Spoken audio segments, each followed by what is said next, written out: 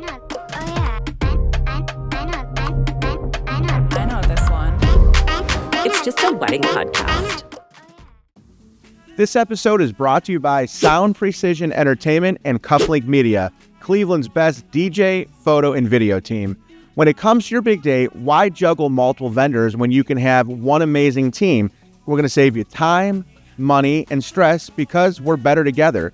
From packed dance floors to photos and cinematic video, we've got you covered from I Do to The Last Dance. Book your wedding dream team today at spedj.com and cufflinkmedia.com. Find the links in the description below. What's going on, guys? We are back with another episode of It's Just a Wedding podcast. How are we feeling? It's just a wedding. It's just a wedding. Fantastico. I like it. Julia, how you doing? I'm doing great. A little warm here in Cleveland, Ohio. Not going to lie, a little warm today, a little spritzing. A little juicy. Where she goes. Juicy. Well, I got to tell you guys, we are super excited because we have a really exciting show today. And that is because of this gentleman sitting right next to me. So let me give him his flowers for a second. Today's guest is the definition of an elite wedding entertainer.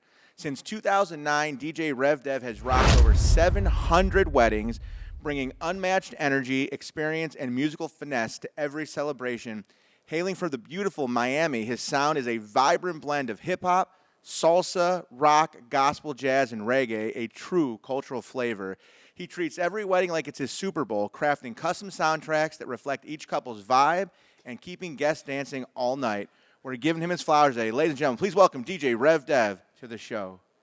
Appreciate it. What up, though? That was amazing. Dev and I looked at you and we're like, I literally got goosebumps reading that. Like, that's pretty I know impressive. you're from Miami, man. What are you doing in Cleveland? Man, from the crib, man. I get that a lot. So I originally came to the Midwest for school. Went to the University of Dayton. So I'm a flyer. I was going to say you're a flyer down there. I am a flyer, yeah. So I live a double life. I'm an engineer during the week. And on weddings, Really? on weekends I rock weddings. So I'm an industrial engineer by trade. Damn. That's cool. What kind of All I engineer? heard is that I'm a very Industrial. wealthy individual. That's what I heard with that last two comments there. Hey, God is good. Always. So, Dev, if you've seen anything about the show, we always like to start with something that we think is going to be like a hook for our clients. And obviously, the name of the show, we're talking names. We're like, you know what? Like, it's just a wedding. And like sometimes brides have to remember that. So one of the ways that we do that is by starting each show with a wedding horror story. Mm-hmm. And that way, it's like, listen, ladies, 99.999% of people's weddings are going to go better than what you're just about to hear. So we've always got a few in the chamber, but with this many years of experience, I'm guessing you may have a horror story or two. Would you be willing to share one with our guest? Okay, or two. But yeah, I got one. One that stands out to me kind of immediately was once upon a time, long ago, when you had photo booths, before there were, iPads and DSLR cameras. You had the PVC piping and shower curtains and big black boxes and cameras and all that shit. I remember those. Yeah, days. you had desktops, and then at the end of the wedding or event, all the pictures would be burnt onto a DVD or CD. Really? Yeah, That might be a little before even my time, right? Yeah. So in this case, I was doing the wedding, and the couple had just got married, and as you kind of stated, it was in an enclosed photo booth. And at the end of the night, I'm done DJing. All the groomsmen coming up to me like, "Hey, can I holler at you?" I'm like, "What's going on?" They were like, "We have a situation." I'm like, "What say you?" So the groom apparently decided to make out with one of the bridesmaids. No. In the photo booth. No. Oh, no. At his own wedding? At his own wedding. No. Wow. Look But- at Julia's face. But what made it even more complex was the fact that whoever contracted the photo booth was the one who received this disc of images. So it wasn't even like the groom or the bride. It was like somebody else. It was the bride's mom.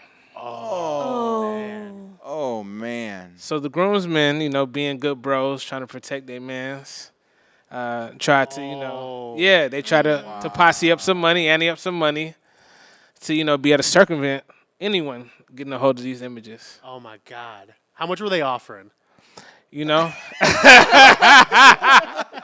That's a really good question. Because money talks.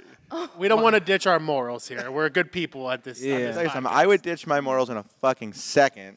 the right amount of money. Definitely. So I was like, hey, the conversation starts with a comma. Oh. Yeah, it starts with a comma. And, and this is before Venmo, this is before Cash App, all over, we're talking about CDs and DVDs. Wow. So, yeah, someone had to make a run to the ATM. So what I don't want you to tell us yet is what the outcome was. Because at the very end of the podcast, I know that I'm already dying to know, like, did the bride ever find out about this? Or is the groom in the clear? But we won't say that yet. We're going to find out a little bit later what that's all about. All right, little cliffhanger. Wow, that is brutal, dude. I can't even call the groom a pimp because that's just fucked up on the wedding day. That's crazy. Night before, you might get a pass, but, like, day of? Even a bridesmaid? She's supposed to be the bride's like closest friend. Right. That's like trashy as hell. There's no pass the night It's before. like That's not good, dude. It's crazy work. It's not good. So what I'm excited about is at this table right now we have 3 DJs and a wedding photography professional. But you've been to enough weddings with our team, Julie, where I feel like you're going to bring not only valuable insight as a person who does weddings, but as a lady, you represent the females at the table, so I think that's exciting as well. Now, what today is about is, we've talked about it many times on camera. I own Sound Precision Entertainment, Cufflink Media, so we're a really large multi-op in Cleveland. We're a conglomerate. We do the DJ, photo, video. We're touching 300-plus weddings a year. So what I thought would be exciting with talking to Dev here is, he's been on both sides of the coin. But right now he is operating what I consider to be a luxury single op in Cleveland. So a lot of our clients out there are literally trying to decide what is the right option for me. Are we looking to go with a multi-op? Are we looking to go with a single op? I want to get into the pros and cons. And it's not about you throwing shade at us throwing shade at you, but really just about having an open, honest conversation about what a client could expect between, those two things. So that being said, let's just kind of lay down the terms here and let's define what the differences are. So, like, Rev, how would you exactly define yourself as a single op? And then how do you think that is going to differ from, like, a large multi-op? Okay. Yeah, so essentially how I define myself as a single op is just really like the front-facing brand for your event day. So essentially versus like a multi-op, you might have just a point of contact that you reach out to, and then that person essentially, ideally, would match you with someone on their team that they would feel would be the best fit for your event. Right. In my case, essentially, I try to make sure that the content, the marketing collateral that I put out there resonates with the client. So essentially, by the time they make their way to me, they've already evaluated me and feel that I'm a good fit. They just need to confirm that in person. Right. And I would agree with that because, we just have, I guess, more like layers at SPE. So, like, I'll give you an example. Like, when our clients come in, any of the sales stuff that happens is going to be me. So I'm going to handle sales certainly for DJ, and in many cases, I at least help Julie with the photo and video sales.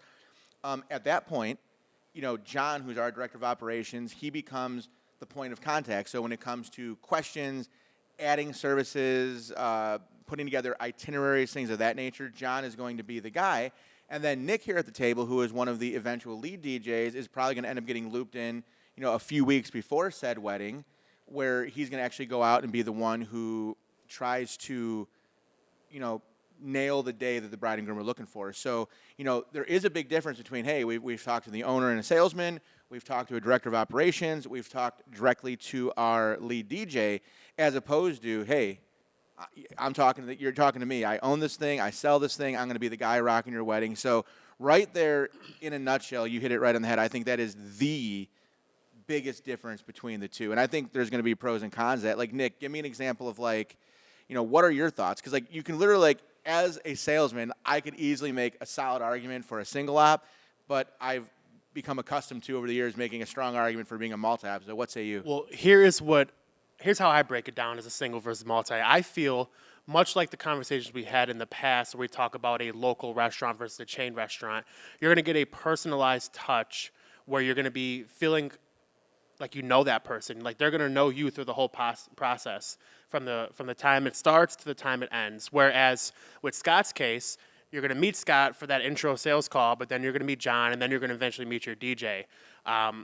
I don't think that's bad in either case scenario. It just depends on what the bride is really looking for. If you're looking for that personalized touch where that one guy is going to be with you the whole time, great. If you don't necessarily care if that one person is going to be with you the whole time, doesn't mean our quality lacks, then it's really up to what you want. That's how I take it. And then, Julia, as the female perspective, like, and obviously not even being a DJ, I think your opinion is really valuable here. Like, what is your thought? Like, if you were getting married tomorrow as a single young lady at the table, you know, what would your thought or opinion be between a single op, you know, versus a multi-op? Honestly, it's like, I would say, coming from like what my dad used to say when he got married, is that a DJ makes the wedding.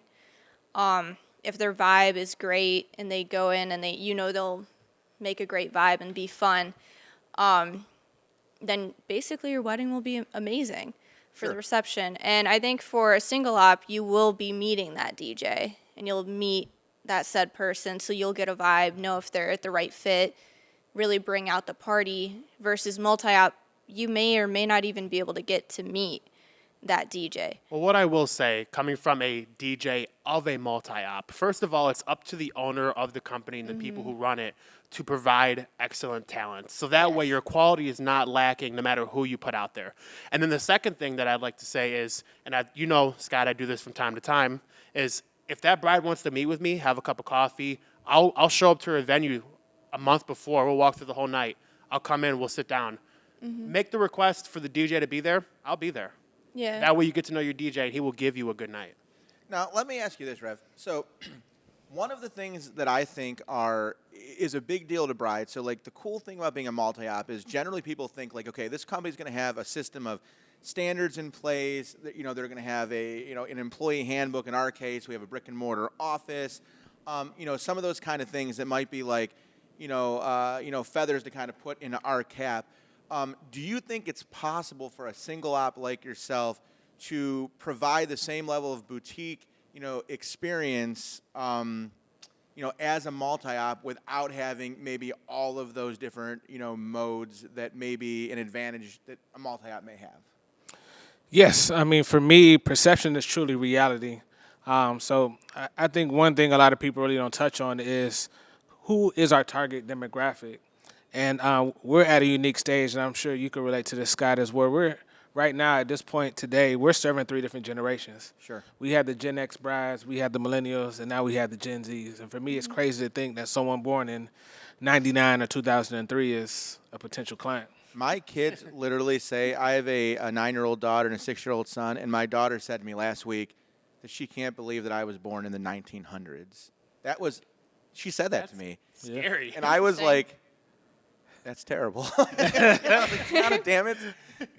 Brutal. The 1900s. So you aren't kidding. So, well, that's even a good segue. So what do you feel are like the main differences between selling to, a millennial like ourselves versus Gen Z or Gen X? Like, what do you think is the differentiator there? Yeah, so it's all about entry points. So for me, a lot of people focus on Instagram, but I would disagree with that, is that you need to have Facebook, Instagram, and TikTok. Yep. Yeah. And if you have the bandwidth, I mean, long format, you can never go wrong with YouTube. But the reason why I truly believe those 3 formats or 3 places or venues are important to exist, Facebook is if a 22-year-old comes to me and says, hey, Devin, I want to hire you as my DJ, they might not be cutting the check if we're operating in the luxury space. That's true. So their parents are born in the 70s or 80s. They're going to go on Facebook and look for you. So it's important to have a presence on Facebook because they're part of the decision-making process. That's a very good point. Social media presence is huge, especially with the varying generations. I think having a broad music selection and knowing what's hot now, what was hot and still hot, and if you have a 22-year-old, groom, they're going to have very different music tastes than a 40-year-old or a 35-year-old groom. That's true. So you got to be broad on the music aspect. And where I give you a ton of credit is, Nick made a comment before we went on air here that, your people, your followers, really step up. They seem to support you in a big way. They like your content. They share your content. They comment on your content. And, why I think that's amazing is, I'm fortunate. I have a team. So I've got, Julie to help with, stuff on, the photo side, and I've got Shane helping with the video side, and obviously myself and John. And I feel like it's hard enough for me to produce content with 4 or 5 people thinking about it. And really, unless, I don't know something, you're a one-man wrecking crew, right? Nah, I really can't take credit, all the credit. I wish I could. Absolutely, Scott, I am. I generally get all the credit because I'm kind of front-facing. Yeah. But let me take a step back. The first thing is, how can you consider yourself to be a creative, whether you're a DJ, whether you're a florist, a photographer, and you aren't able to create content? For me, don't try to chase trends. Really try to find a way to express truly who you are through your content. Sure. But as far as on the backside, my wife is an event planner. So shout out to Victoria Martin. Victoria Martin. See, I didn't Shout know out Victoria. That. Yeah. How long have you been doing that? My wife. I met my wife, and she was a planner. She hired me as a DJ. You slid in during an event? I shot my shot, man. That's actually fire. That's actually really cute. Thank you. Shoot. One of our horror stories is I introduced Nick to a very, what I thought was a nice young lady, and it didn't pan out, but it was from a wedding. We might have to talk about that one time. We might have to talk about that one time. I'm down to talk about that. I know about that It one. didn't go well, so I'm glad it worked out for you. I actually like that. So, I'm a solo op as far as the talent is concerned, but, I'm nothing without my team. So, my wife is really she calls herself a creative mastermind. That's kind of her title. And she really helps to push, hey, babe, maybe we should post this. You're getting a little stale.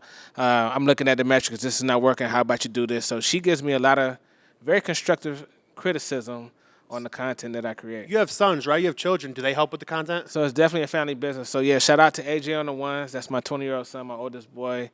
He has been with me since he's been 11 years old. Wow. So he's literally grown up in the business. And he's younger, so he could be like, hey, this is what my people want to see, my generation, or do you kind of have a feel for it? So he's really, to me, the true synthesis of a Gen Z.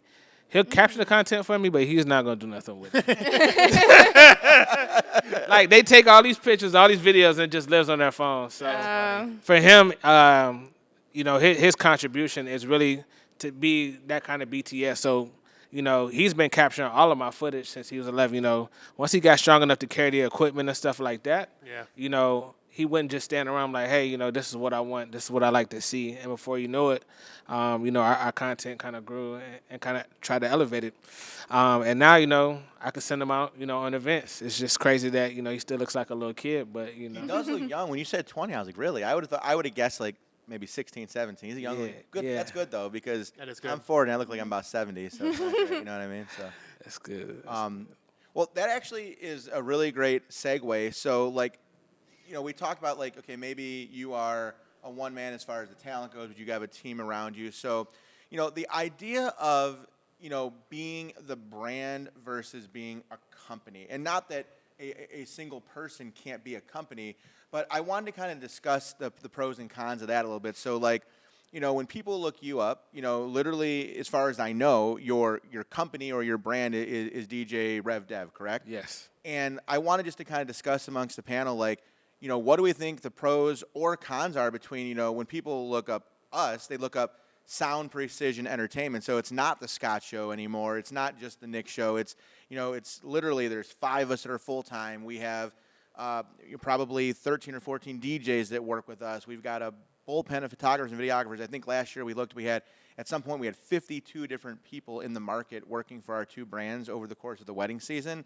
So there's a pretty big difference between that thought process versus hey man, I am the talent. So Julia, as one of the females again at the table, if you were searching for, it doesn't even need to be the wedding space. It could be any number of things. Would you say that you feel more comfortable feeling you're dealing with a bigger brand? Does that not seem to affect your opinion at all? What's your thought on that, just your gut feeling? I don't think that really affects me much. Because if you're thinking about overall, not even just in the wedding industry, I don't really gravitate towards bigger name brands. It's more local things. I even the restaurant industry or anything. I like going to local places over other stuff. So I think when you put in that perspective, I guess it's kind of like that.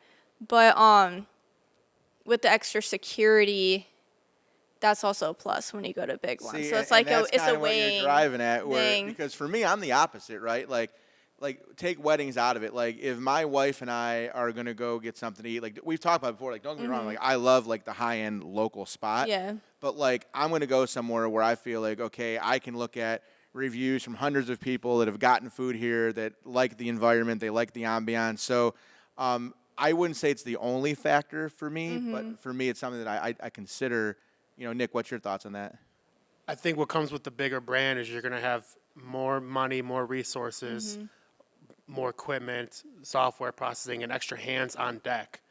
Now, that's not a bad thing for a single op, but it's definitely something to take into account. Like, let's say you have multiple things going on. Oh, I want a photo booth. I want all these different odds and ends. Now that supplier can have 3, 4, 5 people, 6 people to send out to your wedding. So, Rev, do you think that this talk here can affect the trust of a potential client? Like, do you think that we have an advantage with the trust of a client on their wedding day with their money because we're a multi-op? Or do you think that it's just one more piece of the puzzle and it doesn't affect you at all? I mean, from my perspective, there's only 52 weekends in a year. So when you talk about advantage, yes, you have an advantage just based off of sheer volume. And I hate to be a nerd, but from my perspective is, I really want to be able to niche down and be able to capture, more of the higher value clients or the clients that see the value in having a curated kind of a boutique experience when it comes to dealing with their entertainer. I do like that. I think that it's super niche in the wedding industry. I like how your mindset is shifted towards giving them the best experience possible. And you're able to do that because you are the one running the show and you are the one from start to finish. So I give you your props because I do like that approach. I'm a local guy. You know what I mean? Now, I will say this next question, both for us and for you, like, I want to be clear. Like, I don't want to be overly personal, but I think if we could even talk in just kind of roundabout terms, I'm curious about, like, if we think that it affects, like, the investment of what a person is willing to invest with said company. So, like, I don't want to get too personal, but, like, for us, what I've learned is, I'd say in about the last 3 years post-pandemic, I would say an average DJ spend with our company is around $2,800. Okay. So now that's not just DJ. That's DJ, that's some uplighting, maybe a ceremony. So, like, that would be, like, an average spend, not every wedding that you could expect. So, like, how does that compare or differ to maybe what an average spend for you as a single op luxury type entertainer? So for me, I'm significantly above that on average. However, relationships are really critical. So from the perspective of my entry point is not always just SEO and social media. Sure. Is you think about the respect that you get from venues, is how quickly can you get in and out of a venue. So a lot of times you could just make a preferred vendors list just because everyone gets to go home by midnight because I'm out of that boy in 30 minutes. You talk about the curation. So for instance, like let's say they have a full service planner. That planner might not, with the multi-op, might not meet the DJ or be in contact with that DJ until 30 or 45 days out based off of what your business process is. Versus in my case, a lot of times planners like to partner with me because I can hold that client's hand. So I like to say most of my clientele is what I call destination couples. Now you might say, who's having a destination wedding in Cleveland? From my perspective, it's the clients that are from Parma or from Painesville, but they live in D.C., they live in Atlanta, they live in Dallas. Sure. So, if they have a $200,000 budget, it goes a lot further in Cleveland than it does in those respective cities. Yeah. Now, let me ask you this, because we talk about this a lot internally. Myself and John and Julie gets involved in the conversations.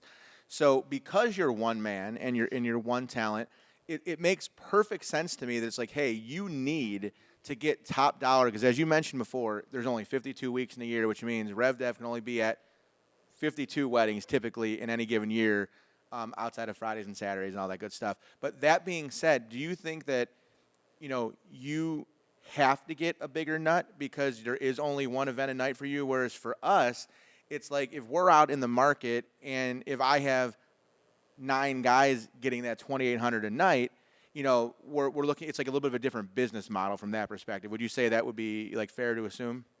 No, I don't say necessarily have to. I almost feel like, because there's a level of value that I bring to the table, that it garners, that level. Because, let's be serious. I mean, if you want to get a King Ranch, F-150, do you want to pay the same price as someone who gets the base model with the bench seat? Fuck no. So from that perspective is the tools are the tools. I mean, we all have access to the same equipment. At the end of the day, that vehicle is going to get you from point A to point B. Sure. Mm-hmm. But when you talk about heated leather seats, when you talk about, having a nice radio or touchscreen, those are some of the benefits that you get. So from the perspective of if you get, you might get a DJ from a multi-op, and there's no knock. I was that guy for a long time. I'm going to show up with a black dress shirt, a black vest, and black pants, and I'm going to look like a pirate. You know what I'm saying? But it was at some point in time, like, how do I find a way to differentiate myself? I'm not saying that my clients are going to pay for, custom tailoring and custom suiting, but that's just a level of expertise. Sure. It's almost an expectation now. My brides don't even tell me whether it's formal or whether it's casual. They're saying, what suit are you going to wear? Yeah. So from that perspective, Well, you're Rev Dev. I mean, that's what you're known for, man. Mr. Fashion. I appreciate that. Unfortunately, so I do have to say, so last year, myself, you, and Nick found ourselves at a DJ conference out in Pittsburgh, and Cleveland was representing strong because I'm proud to say that SPE and myself, we brought home the Networking Ninja Award, which I was loving life about, but your boy brought home Best Dress back to Cleveland. DJs all over the country, Best Dress comes back to CLE. Cleveland represent, man. Yeah. And that, you bring up a great point, and I want to ask you this. How important is networking and word of mouth in your business, particularly being a solo op? I mean, it's critical. I mean, it's a part of the DNA. It's crazy to think that someone reached out to me the other day and were like, do you know a taco truck company? A couple wants to have a taco. I'm like, why would I know somebody with a taco truck? And then they responded back via text message like, oh, you're the networking king. You're always everywhere. And I'm like, oh, man, I never really looked at it like that. From that perspective, I just feel like I always preach to my son that your network is your net worth. 100%. Nick says that all the time. It's true. He says it is annoying. When you say it sounds awesome, though. So That's fucked up. So I want to backtrack and get to two more points before we kind of hit our midway point. So, I think it's important because the clients right now who are going to listen to this episode, they are people out there trying to determine what is the right fit for them, what is the right budget, why should we choose this, and why should we choose that. So the reason I was getting into that line of questioning is because for us, like I hear all the time, I won't even use names, there's a few companies in Cleveland who they might say on a Saturday during busy season, they're going to start at $3,500, okay? And it's funny how people frame the argument because a cheaper company or a lower value company is going to say, well, we're cheaper because we don't have the overhead of SPE. We don't have, the building and the utilities and the insurance and all those things, and that's probably true. But, what the other side of the coin is it's like, well, I mentioned before, like, well, yeah, he's got to make more money because there's only one of him and one night, whereas for us, we can start at $2,800 on average because we know that we're getting $2,800, times 5 or times 7 on a given night.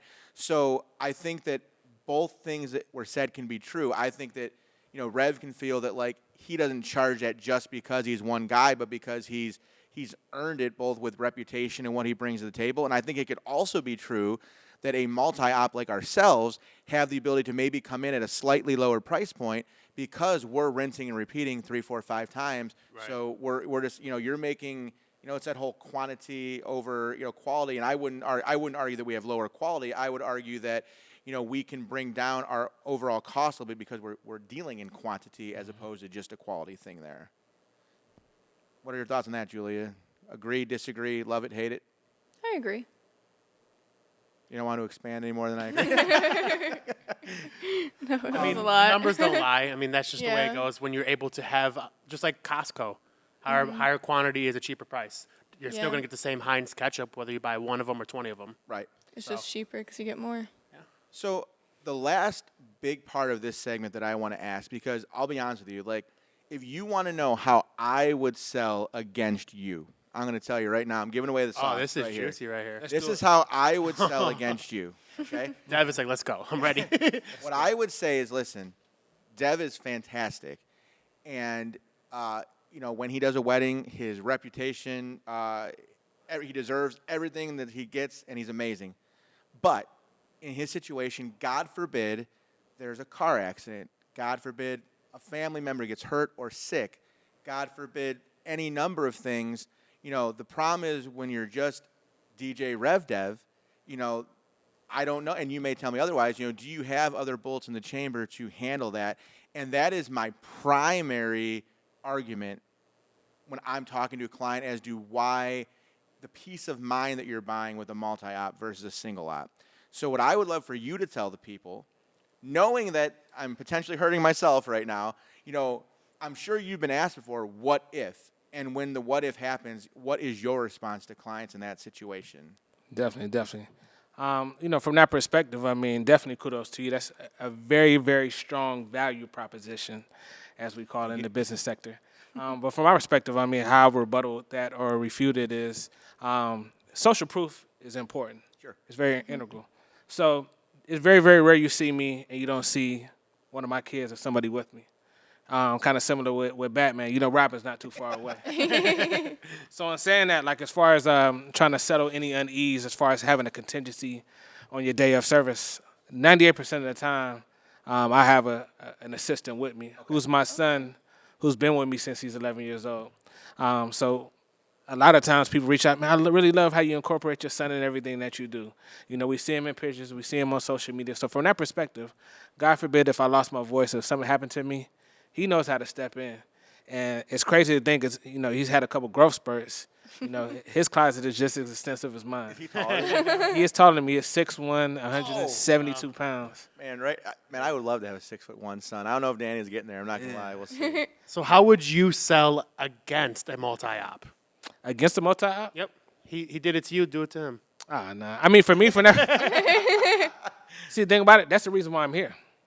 Mm-hmm. I don't have to sell against a multi-op. I always find a way to build community and to collaborate. So from that perspective, I'm going to give the client all the benefits that SPE has from the perspective of, if you're looking to cut one invoice, go with SPE from the perspective of, if you want your video, if you want your lighting, if you want your production, if you want photography, you can cut one check and have somebody. However, those were facts, by the way, ladies. Those are all facts. Yeah, I'm not just throwing that. He's going, man. One check, stress-free. I love it. Keep it going. I like where you're going with this. Definitely. However, if you want a curated experience, if you want somebody who is essentially with 700 gigs, I've literally worked at, and I made a list on my phone, there's like 32 top venues that cater to the types of clients that we want to align ourselves with. Sure.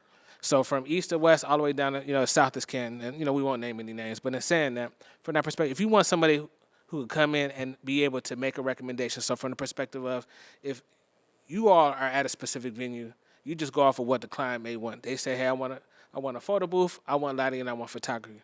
From my perspective, is how many guests are you gonna have? Are we gonna have 220? Okay. Have you considered having auxiliary speakers in the back of the room to make sure that during speeches they could be able to hear the speeches?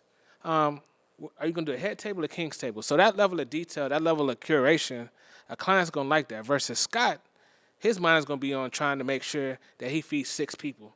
I got 2 videographers, 2 photographers, and I got a 2-man DJ set up. And I got to make sure I set a value to each. Me, I'm just worried about myself and my son. And if they need day of coordination or if they need full service planning, hey, I could throw in my wife. There you go. And guys, I think for any vendors who might be listening, like a little pearl of wisdom that may have just got overlooked there is upsells. You just mentioned auxiliary speakers. You mentioned possibly adding your wife as either a planner, day of coordinator, etc. Like, fellas, there is more to DJing weddings than just blending tracks and putting together a dope playlist, but there are other things that you can do, and there is money out there. You just sometimes have to go and get it and ask for it. So 100%. So I like to have a little fun when we do these things, and when I get to like a halfway point, sometimes we do like red flag, green flag. Sometimes we do thumbs up, thumbs down. So today, I put together a list of wedding bangers. Now, I feel like the word bangers and wedding, we're all gonna have different opinions on what that is. But so we're going to do a this or that. So DJ edition with the addition of a photographer. So I'm going to give 2 songs, and I'm just curious as to, I'm sure all these songs can be played, but I guess it's one of those things that's like, if it's gun to the head and you got to drop one, which one are we going with? So I think that'll be kind of fun. Cool, let's do it. So number 1, I already know my answer. So Usher and Little John and Ludacris, yeah, or Uptown Funk, Bruno Mars. Yeah. Yeah. Not even close. I'm dropping yet. That song's timeless. We don't know how Uptown Funk's gonna do in 20 years. I mean, Bruno's been on the cusp. A lot of people, it's been on the do not playlist for the past couple years. Really? Yeah. It is weird. True, Bruno yeah. is kind of hitting that. I feel kind of bad because it just got so overplayed in this era of like media. Because I feel like some of it could have stood the test of time. But I mean, you mentioned 700. My wife at one point, I know that I've been involved in like 1,100 weddings. I'm not sure that I've been the DJ at all of them. And I bet you I've played Usher, at like 98% of them. Like, That's a song you drop, everybody knows it, and it will never fail. I'm usually always hearing that.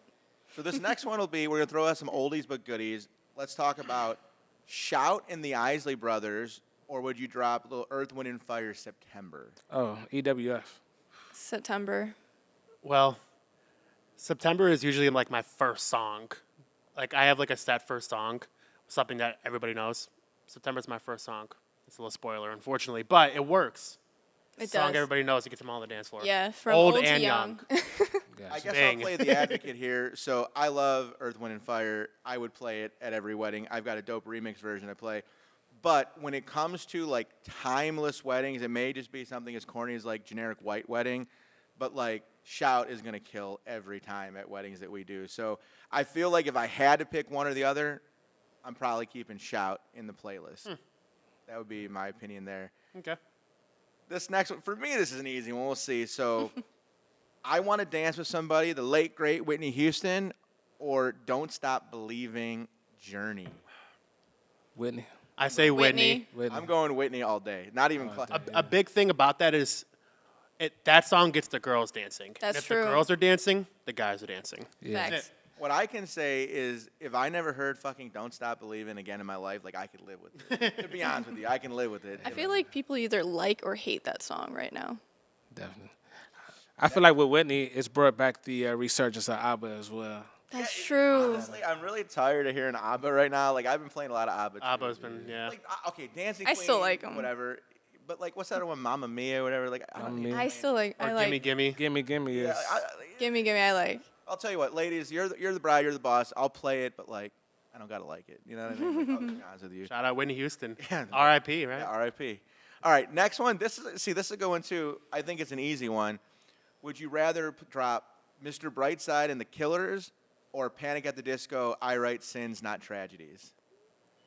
Mr. Brightside. Right side all Right day. side. That's more common. Yeah. Versus the Panic, or the other one is I Write also- Sins, Not Tragedies. Get It's- one of Yeah. those, I also like the those, Killers former better. emo kids that like that like little like Blink, Panic, Fall Out Boy set. Like it is fun, but like I agree. Mr. I mean, Brightside. right side is just an anthem. Yeah, it's gonna hit with people who don't like that music. I'm definitely Yeah. dropping it. But you got to Okay, drop it at the right time, though. Yes. Yeah, that's Julie, true. this is your category Yes. here. Oh, Would you rather drop Party in the USA Miley or Shake It Off Taylor Swift?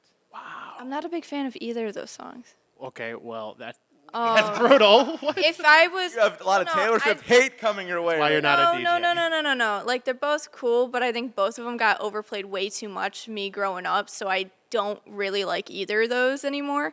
But I'd say if I had to choose one, it would probably be Miley Cyrus. I would drop Miley, not a doubt. Well, I love Party in the USA. I think it's a banger.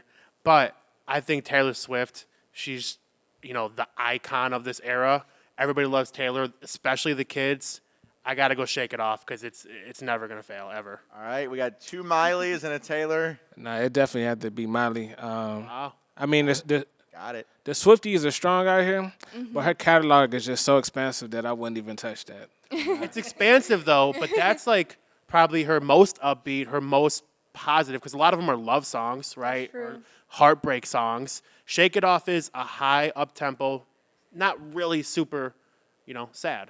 Yeah. So what would you say to that? But free game to a lot of DJs that try to do wordplay is that with Party in the USA when she says no and the Jay-Z song was on, I bring them out.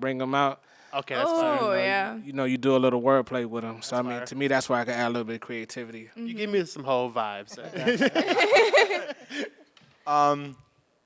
Okay, this next one, I'm going to skip those two. I don't like them. I think they're too easy. However, I'll say this one. I'm not a big fan of either, but would you rather drop Be Crazy in Love or Beyonce Single Ladies at a wedding? For me, I'm dropping Crazy in Love. Single Lady is one of them tracks where I'm just sick and fucking tired of that track, to be honest with you. I mean, I think Single Ladies need to be saved only for the flower and bouquet toss. Yeah, and Other than that, we could leave it at home. no one's really doing the bouquet toss anymore. That's kind of like a dying tradition. It's the T-shirt cannons now, but Yeah. there's so many other dope songs that I recommend besides Single Ladies for bouquet toss. I agree with you. So. Yeah. Crazy in Love. But you didn't give us a take. Which one you dropping? Oh, Crazy in Love. Okay. And ladies, if you're trying to find a song for bouquet toss, try Holla Back Girl. That's a dope one. Oh, that's a really good one. I had to dig in the crates for you. I got Dropping pearls on our people listening. All right, we'll do a couple of more. All right. We'll do one here for Nicholas over there. Would you rather hear Tennessee Whiskey by Chris Stapleton or You Make It Easy by Mr. Jason Aldean? Well, Tennessee Whiskey is timeless in the country world. I'll say Tennessee Whiskey. Man, You Make It Easy is a good song, too. it's a really good song. But Tennessee Whiskey, whether you like country or not, you know that song, you like that song. I think I have to agree with him on that one. Man, see, Ev? I mean, I'm biased. I was just in Nashville last weekend for my birthday. Nash is fire. And I was at Uncle Near's distillery. So Tennessee Whiskey for me, man. Guy. I feel like for a podcast, I want to disagree, but in real life, I think I agree. Dude, Tennessee Whiskey, that song, that dude can just flat out sing. That song is a banger. He can sing. It is. Now, the reason I said, because I want your take on this. I'm going off. I was already going to say that at the end of the segment. A guy who I am not high on, okay? I think, at best, I think he is a solid performer. This guy thinks a legend has been born in... Morgan Wallen, he has. And I was going to say this regardless whether you brought it up. I want to know your take on Morgan Wallen, okay? Because he's doing a bunch of hot songs with Lil Durk. He's got a remix coming out with Wayne and Rick Ross. He's got all these guys on his thing, and he's kind of blending genres better than any artist has done before, in my opinion. So what's your take on Lil Wayne? What this young boy don't realize is I remember a day Okay. when Nelly and Tim McGraw did a song. Yeah, I That mean, was but my point is that he's doing it consistently and they're consistently hitting. Like if you're Morgan Wallen and you could have Lil Durk on for 2 songs and they're both bangers, you could have Lil Wayne and Rick Ross come on a song. That's goated in my opinion. whatever you smoking, we need to back that up. Oh man, y'all are old. I can't even deal with this right now. I mean, What? I agree with you in a lot of respects, but just to say that overall, he's found a way to merge genres better than anyone has in history. Let me change that. He's found the best way to have to walk merge you back on that. country with other genres better than any country singer. I'll rephrase what I said. Well, I'll give you that, and we won't get into the socioeconomic demographics that have shifted, that have allowed this emergence. You got to think about it. When Nelly was doing it, there's barely MySpace. Yeah. Yeah. So you got to understand that just like me being able to have an opportunity on this platform because of social media, that social media and us being able to have essentially many computers in our pockets have really given these artists a lot more autonomy. So you're saying a lot of his clout has came from social media? No, it allows you to reach more people. Got you. So they didn't have a fair chance to compare against Morgan Wallen. Social media has brought down a lot of the gatekeepers. Gotcha. And I will say, like, I always joke around with him. I just like to bust his balls. But, like, I give Morgan Wallen a ton of credit. Like, the guy, I mean, he released an album with 32 songs. And 37. all 37 songs are on the top 30. Like, And all 37 are bangers. They all slap. I disagree. There we go. But I They disagree. slap? But I will say to that he gets credit. He's a great performer. But like the way this guy just like puts him at like just like he's like some legendary entertainer, not there for me yet. Makes bangers. I think as a person, Morgan Wallen needs to work on that to like get huge. Are you talking about some He's of already his huge. past As a- comments that he made? Yeah, as a person, I've heard from many people and things just out in social media that as a person, he's not a great guy. Well, there But as an wasn't- artist, he is. There was that incident where he had a racial slur. And Lil Durk went on a podcast and talked about it. And he said, well, at first, my team and we were a little bit worried about working with him because of that. He goes, but we had a conversation. We chopped it out, met him in person. He's like, I felt genuine love. So I made 2 songs with him. He's like, he's a real ass dude. That is what I was gonna say. Coming from Durk, I mean, it is weird. how much more because real can that be? it makes you Like- it makes you wonder because like obviously the racist comment I think caught everybody off guard, but like when you got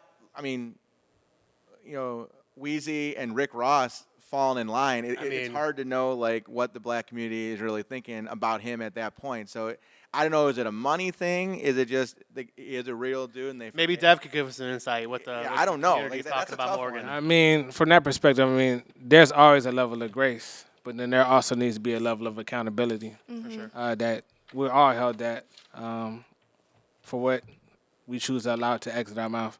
But from that perspective, I mean, you can't change a man's heart. Nothing comes out your mouth that isn't in your heart. So from that perspective, I pray and hope that he did the work in order to make sure that his value system doesn't align with the things that he said. Fair. Dude, I am in awe of like how eloquently you speak. It's really like honestly from my perspective, you make me sound like I'm like a 3-year-old and I can't even speak. Like this guy just it's really The good. mouth matches the suit. It's Yeah, pretty crazy. it was really good, man. Really good. So this guy gets super excited. Watch this. Nick, it's time for No tucks given. No Tucks Given. So- All right, what do you got for us, Nikki? All of our people at home know, but I'll explain it to you. Typically in the wedding industry, we are aiming at the bride. She's our target market because historically, she's the one making all the decisions and calling the shots. We wanted to take a step back here at the It's Just a Wedding podcast to figure out a way that we can that sounded weird, figure out a way that we can talk to the grooms at home, get them a little more involved in the process and make them feel welcomed because if we can be cool with the guys and they want us, that's going to make her bride happier because she's in it. It's going to make us happier too because they're going to book us. So because we are graced with the presence of Rev Dev, Mr. Fashion Icon himself, I want to get into some fashion things that a groom should know. We'll give him some tips. So let's kick it off with bow ties. Now, I think bow ties are for the real G's. If you have a real bow tie and you could tie it properly. What are your opinions on a bow tie? Should a groom wear one? How do you feel? If you wear a bow tie, it needs to be a real tie. Correct? No clip-ons, Correct. no Velcro. Correct. Unless you have some type of disability like one hand or something crazy like that. Scott, bow ties, yay, nay? So at my wedding, I had my groomsmen wear long ties. I wore a bow tie. And Ooh. with the Italian heritage that I have, there is a little something special. I love the open bow tie, the Sinatra Dean Martin look. So that is something that I don't usually rock at a wedding because I think people would expect it to be tied. But I have done bridal shows and things with the open tie. Girl's opinion, you like bow ties? I think bow ties are cute. Okay. I They're like cute. bow ties better. They're so cute. So while we're on ties, what's the optimal, because there's multiple different ways to tie a normal tie. What's the optimal tie knot for a wedding? There's different tie knots. There is. Oh, There's there's plenty. many. There's For single me- Do they have Windsor, names? double Windsor. Oh my god. Yeah, so for me, it's contingent on what type of tie that you do wear. So if you choose to wear like, a thicker tie, I'm a fan of the double Windsor. If I wear like a knit tie, something like, that looks kind of like a box weave, Yeah. then I just go with a single Windsor, like an overhand type tie. Gotcha. I'm So- a double Windsor guy. I need a picture to see the difference. I thought there was just one way to. And always make sure you had a dimple. The dimple is really Dimple's important. I dimple agree. is- I will say, critical. fellas, for Julia, if you can drop some pictures of your tie knots in the comments, I think that we'll teach her a little something here. So, fellas, drop those pictures in the comments. I think that'd be helpful. And obviously learning no something. clip-on ties. No. Don't even show Unless up. you're like a ring bearer and you're 3 years old or something. Yeah, no. Yeah. Or unless you only have one arm. Okay, so moving forward now, let's talk about suits and blazers. Now, how do you feel about double-breasted? Man, hey, I like double-breasted. I'm definitely a fan of double-breasted. However, you want to make sure that you wear it at the right time of year because, you always want to make sure you have a level of breathability. Yes. So, summertime, if you go with a double-breasted, you want to go with like a seersucker. You want to go with something that's I like a unlined. seersucker. I have a seersucker at home. Now, I have to say, so both myself, although I've been failing recently, and this gentleman right here, if you have not followed him on his social journey, this man is putting in work in the weight room. I don't know how much weight you lost, but it's been a lot. But as it pertains to the double-breasted, I love the look, but I can say as a gentleman who's always dealt with being a little bit more of a thicker individual, I don't know that the double-breasted is exactly the right fit. for I a guy agree. like You got to be tight to pull off a double-breasted. To answer your question, What? double-breasted. I already know she's like what? So double-breasteds have 2 layers of buttons, whereas a normal suit you just have the buttons down the middle. Double-breasted is essentially So it just double like buttons. crosses. Kind of crosses like a over. cross? Yeah. kind of I'm learning so much right now. good. Man, That's, that's Chris good. to get his fashion game together. She's dating this young gentleman named Chris. If you don't know what a double-breasted suit is, you got to tell Chris to hit the store. Definitely. I Cool. don't So think he has a suit. he has a suit. Nice. No, he doesn't have one. Oh, it doesn't even have a Oh suit. my Go goodness. to- all right, here's my fashion tip to all the He grooms at doesn't home. need one yet. A matching suit, great. If you just need a blazer, whatever, go to Joseph A. Banks. The clearance rack at Joseph A. Banks, you can find super in-style stuff for super good prices, and you will look good all the time. They have a ton of stuff, and it rotates. So I go there once a month, build a closet. Now, And all I want to say that if Joseph Banks, you are more than welcome to sponsor. Yeah, sponsor Just us. Wedding podcast. hey, I'll take a free We suit. got good-looking dudes here. Yeah, you know. So next thing I want to talk about is sneakers. So obviously for the photos, for the beginning, the ceremony, we're going to have dress shoes, okay? Dress shoes could be a whole nother topic. But I want to talk about how the grooms make switches midway through the night, throw some sneakers on. I think it's acceptable. I think it's fly. But I want to know, do you think it's fly, Dev? And what are the best sneaker options for a groom to change into? It's easy. I'm a sneakerhead, so I'm definitely a proponent of it. However, I even do it. I switch into sneakers as well, even though I have really, really comfortable and what some would deem to be expensive dress shoes. But I always say after dinner. So you at least want to get through introductions. You want to get through your formality dances with your dress shoes on because you want your pictures to be timeless. Sneakers. You definitely want to go with a low cut. My recommendation would be to go with a minimalist. I mean, I know a lot of people like Jordan 1s or 4s or what have you, whatever your taste is, your cup of tea is. But for me, if you have a single break or no break dress slack on, you want to go with a low sneaker. For me, a crisp All white bricks? all white, what I'm saying, Cocainas, some Air Force Ones. can't go wrong. If you do go with something that's a mid or high, you can't go wrong with a Nike Blazer. But you don't want your pants too tight to where they can't go over the sneaker. You still want to be able to hit the sneaker right. Now, you can educate these young folks here for a second because I do know what it means to have either no break or a single break and what that means. That's language that you use with your tailor. Can you please tell these young bucks what that means? Because if I have to see one more pair of pants with legs are this wide or so tight they look like fucking spandex, I'm going to lose my shit. Yeah, I mean, so please stop with the super tight pants or the super high. If you got a 32-inch leg and you buying 30 pants just so your pants can flood, we got to stop that. So essentially, break means is how the fabric on your pant hits the top of your shoe. So generally, if you want to, some of you guys want to go with the loafer and no socks type look, you want to go with a zero break to where essentially the top of your pants will hit the tongue. So you want to make sure you bring those shoes ideally to your tailor so when they alter your pants, they're able to hit that. A single break is that essentially when your pant hits the top of your shoes, it has like a single crease at the top. And then a double break, of course, would be 2 wrinkles. Double break you may have seen back in the day, like a Cedric the Entertainer might have wore a double Yeah, break. You know what I mean? Like definitely. something like a guy like that. With a Steve cuff. Irwin. Yeah, with a cuff. So, yeah, Something like that. Julie, you've been chomping at the bit. What's your... She's got no idea what's going on. I don't know. I told you, she's I'm learning. I'm learning right now. got no clue what's going Julie on. is like double break. Yeah. I agree with you, Dev. I think that if you're going to switch into sneakers, definitely do it after dinner. You cannot go wrong with all white Air Force Ones, but they have to be a fresh pair. Don't use the ones that you had all year. If it's your wedding, they get some fresh ones. I'm a proponent of some high top or mid Jordan 1s. I think it's fire. If you like Jordans, you can go retro 3s or 4s. Those are classics. They're going to look good with the suit. And Blazers, too, do well. So, Yeah, I'm a proponent for like a really high-end sneaker. So, go with a nice Margiela, preferably in patent leather. I always like a patent leather shoe with a tuxedo. Yeah, a pair of Gucci's or, some Prada, American Cups. some Gucci sneakers, too. We haven't talked about some designer sneakers. If you get some Gucci sneakers or even like if you do some Dior ones, Yep. that'd be So fire.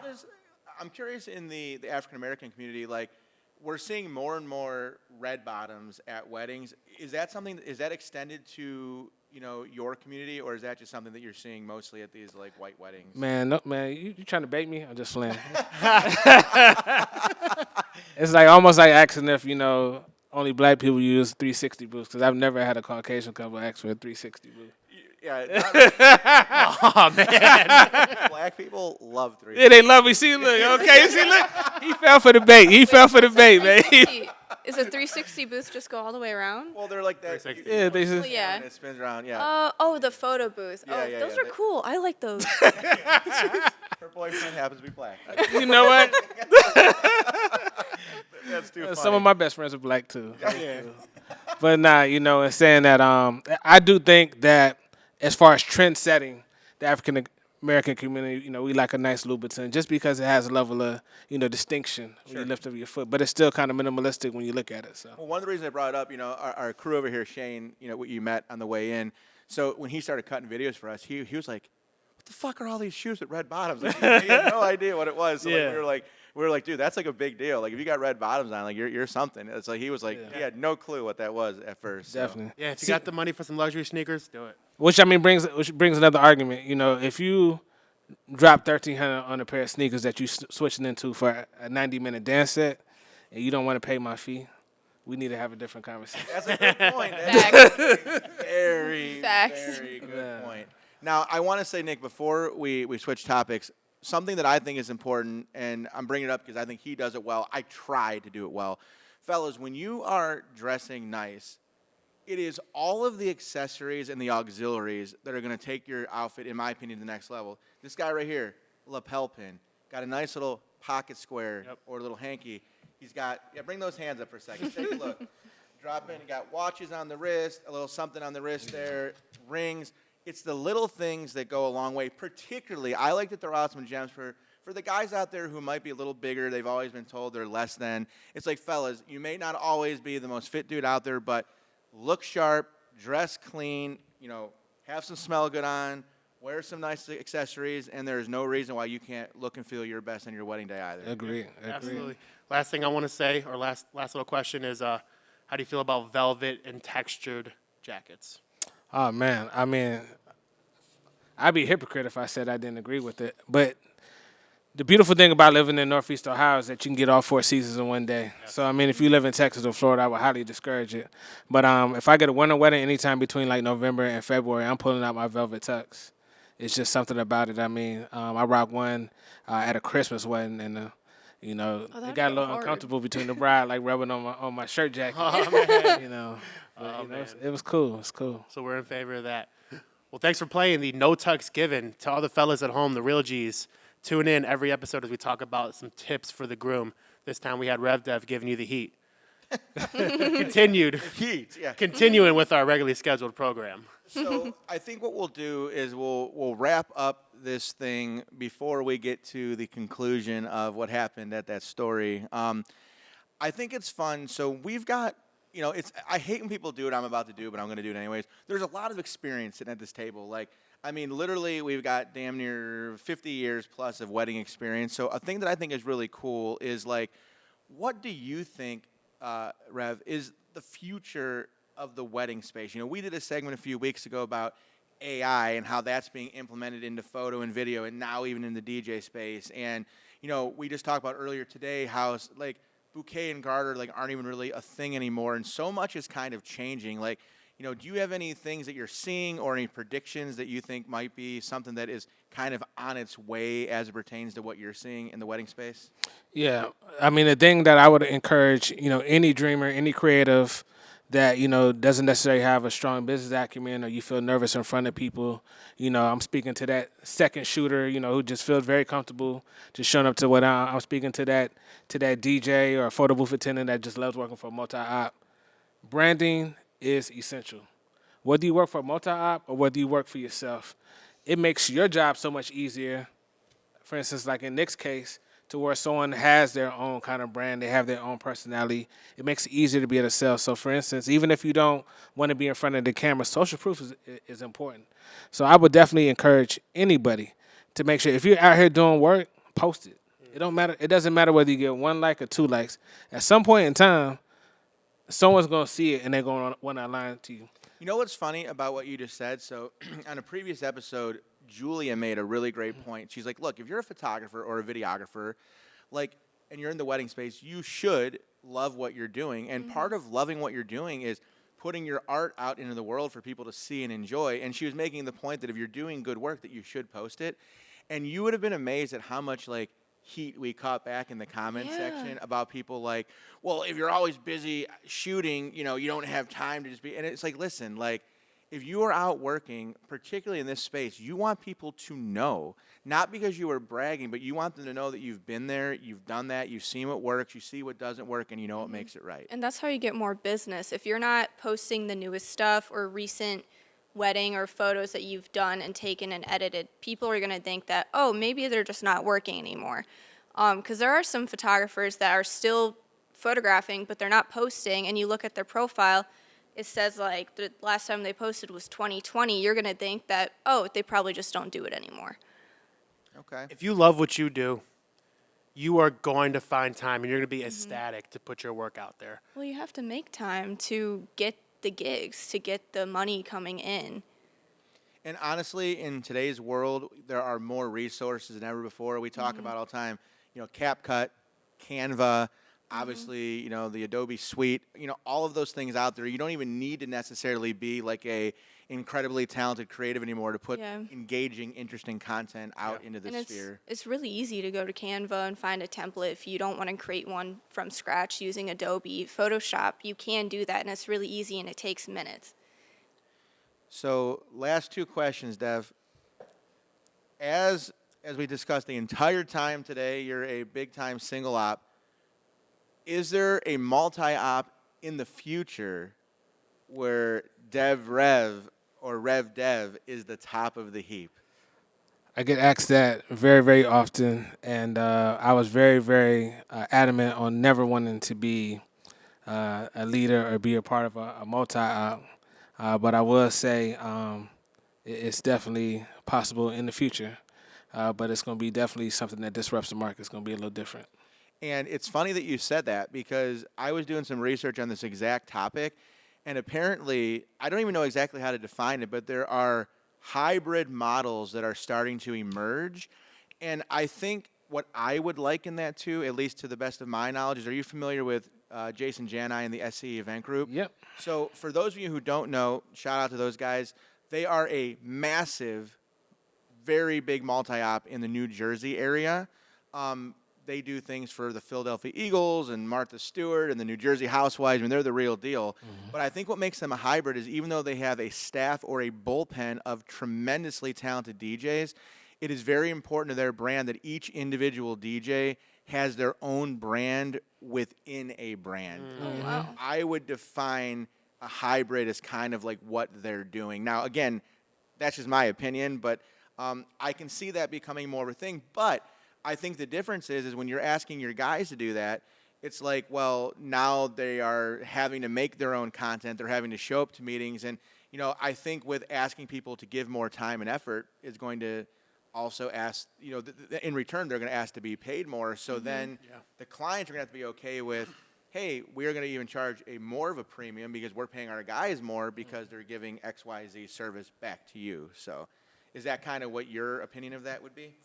Of a hybrid? Yeah. Yes, certainly, definitely. From my perspective, there's also, people like my boy named Malik down in Naples in South Florida, Fort Myers area, who kind of brings more of a different twist with, having band fusions. Also have a, boy in Atlanta who does the same thing with drum sets and things like that. So for me, it's, Cleveland tends to be a little bit behind. Way behind. Yeah. Dude, yeah. When you see these like saxophone fusions, obviously the percussion stuff, it's so cool. And like I'm talking 3 years ago, we did a little something with the percussion stuff. We shot a whole video. People saw it. They thought it was cool. Nobody booked it. Like Cleveland is just, we're always like 8 years behind the coast. It's just like the way it is. So, but yeah, it is really dope. Well, before we let him finish up with that story, Nick, any last words of wisdom or advice or questions that you have? Well, I just want to say it's been great having you. You're very knowledgeable. Your experience shows. I can see why people book you from a personalized standpoint. And if you are looking for a solo op, and, I would recommend this guy over a lot of the ones that I worked with. So thanks for coming on, man. Man, truly appreciate that. It means a lot. Thank you. Yes, sir. Julia, photography perspective, what do you got? Anything? Honestly, I think this was really cool. Like, I learned a lot, especially when it comes to the clothes, but even about single ops and being more personalized to your clients and how you go about that. I think it's really good for our potential brides and grooms out there to like learn the difference so that they can be more educated on the subject where a lot of people aren't educated on it. Yeah, I'm sitting here thinking like, okay, how can we can't do it all, but how can we incorporate some of these, things that do really well for a single op, and how can we try to bring some of those things into the multi-op setting to give our clients some of that love as well. For me, I'm going to echo what Nick said, dude. You were my first call when it came to having a guest on this show. I think that you are fantastic at what you do. You're well-spoken. You are one of the best, if not the best, networked person in events in Cleveland. I don't even need to plug you because you can find him literally anywhere. Type in Cleveland Wedding DJ on the gram. You're going to find him here. I really appreciate it. Do me a favor to all our listeners. Leave some comments, some love. Please share our stuff. I hate saying all this stuff, but subscribe and all that fun stuff. We've had a really good month and a half. We're up to nearly 70,000 views on YouTube this month. We've had over 130,000 visitors to our Instagram page now, and our followers on both Instagram and TikTok have recently doubled. So hopefully this thing is just getting rolling, just getting bigger. So again, thank you very much for coming out. Dev, plug yourself in real quick. Where can they find you? And you can find me at DJ Rev Dev, so DJ RevDev, on all platforms. So that's Facebook, Instagram, OnlyFans. Just kidding. I was like, wait a minute. Wait. His wife's like, wait, what did you just say? The podcast breaking news. First one's free. Got to pay for the second one, though. Yes. Offering that deal with code DevRev. Right. All right, before we end this thing, we heard earlier we had a groom do some conniving stuff in a photo booth. Buddy's trying to save his ass, offered a number that has a comma in it. We need to hear the conclusion. Starts with the comma. Starts with it, yeah. We got to hear a conclusion of, did this guy get hemmed up or what? So, it was a sinking ship. It was going down. So first thing I did was I called the missus like, hey, how should I handle it? She said, don't take the money. Of course. Yeah, let the ship go down. Yeah, So the missus is better than me. I'd have been my I wife would have been like like take that. money. No, Jill would. We're going to Florida yet. Jill would be like, yeah. yeah. So yeah, I let the ship sink. And Oh, really? yeah, my Dukes got the CD. I'm not sure whether they reconciled or not. Oh, man. The process is the process. So you said it starts with a comma. We talking like band flat? We talking like 2-3? Yeah, Like, what does that number look like? Well, It couldn't have been that good because there's a number that buys anybody. So the fans could be watching. So all right, well, tell me off the scenes then. there you go. listen, guys, again, as always, fantastic episode. Super excited. We'll see you guys next week. That being said, it's just a wedding. Out. Holla at your boy. I know this one. It's just a wedding podcast.